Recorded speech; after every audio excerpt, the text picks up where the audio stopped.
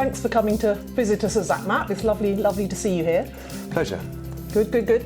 Yeah, so I really just wanted to have a chat with what you're up to at the moment. FairCharge, is that your sort of biggest thing at the moment? It kind of dominates all my time, Mel, now, because it's a campaign and PR and government affairs lobbying group where we educate press, politicians and public about EVs and the value of EVs to society, and busting an awful lot of the myths that you read in the newspapers now, which are slowing down adoption.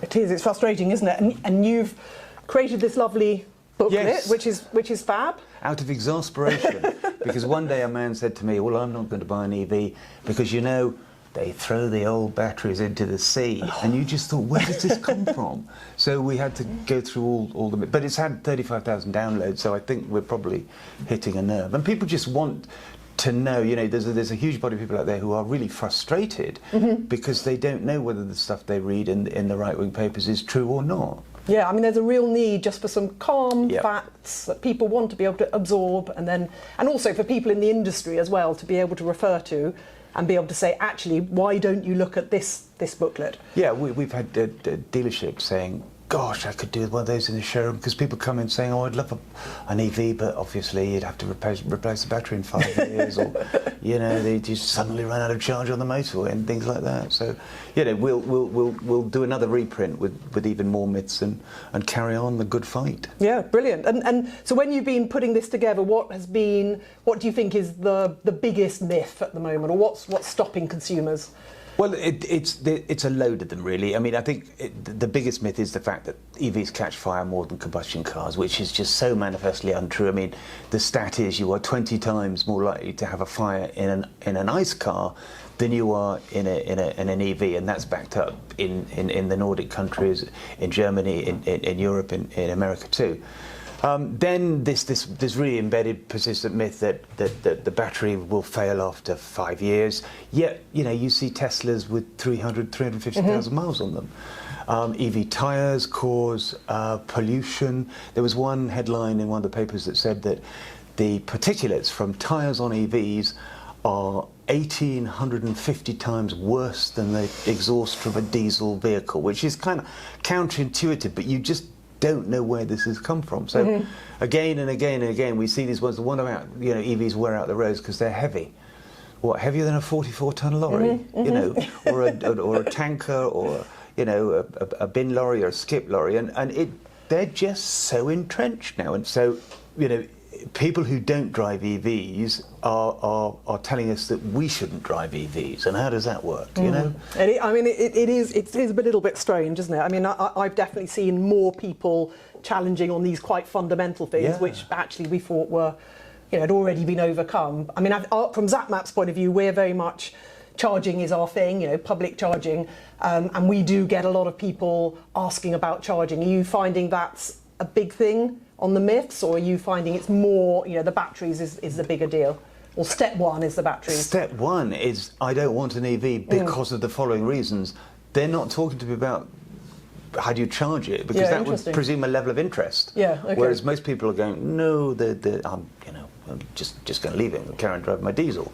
Yeah. And this idea that, you know, a diesel old car is much better for the environment than, you know, producing all that carbon, building a new EV. Well, again, you know, studies show that an electric car is, you know, 70% more just efficient, isn't it? Just completely converting, cleaner than a combustion car. And as diesel and petrol cars get older, they become less efficient in terms of emissions and engines and catalytic converters and DPFs. And again, that's another myth. You know, I'm going to hang on to my car because that's the greenest car of all because it's old. And I think, look, you know, looking forward, there's different levels, isn't there? There's first of all getting over people understanding, an EV is good, and then there are some natural challenges or concerns people have because it's a new technology, and people come to us with questions, and that's something that we in the EV industry need to help people with. Yeah, and I think the charging story is one that does need to be told, because I'd be the very first to say we haven't got enough infrastructure. Absolutely, we need more. You know, China's got 2.7 million chargers and 15 million EVs, and, you know, we've only got, what, 59,000. So Yes, and they need to be evenly spread around the country. But, you know, driving down here from London to Bristol, I stopped and charged. And I just got a bank of charges telling me that I've finished charging before I've really finished the food. Well, that sounds good. That sounds good. I mean, sort of 20 minutes, done. And yes. I'm just, you know, slurping my coffee and eating the last chip before I get my idle fee. So the point is the infrastructure is there, people don't know about it, and that's why I think it's really important to talk to government about signage, about telling people that there is this invisible infrastructure that already exists. So if you're thinking about buying an EV, then, you know, there is a support system out there that works really, really well. Yeah, I mean, I think people are incredibly surprised when they open up a map and they see how many charges there are. Yeah, I mean, if you look, I mean, last week I did a post showing how many charges there were on the way down to Cornwall.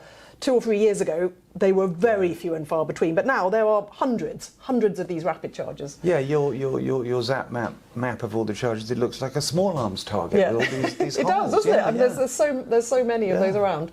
So yeah, so there's lots of there's the myths, there's the education side, and you know what are you looking forward in the next year? What are your key missions, I guess? We're going to carry on. We're doing another reprint of the Little Book of EV Myths, but there's also campaigning to be done.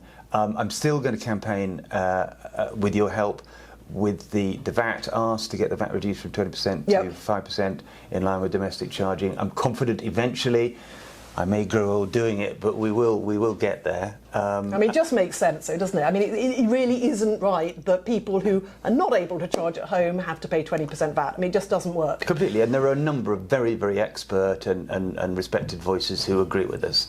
And we've just got to push. And the big problem is that, you know, people in the Treasury don't drive electric cars, therefore they don't get it. And I think, you know, there's an economic cost to this, that if you did lower the VAT, you would see a greater utilisation rate, which would just generate more economic activity. So we'll do that.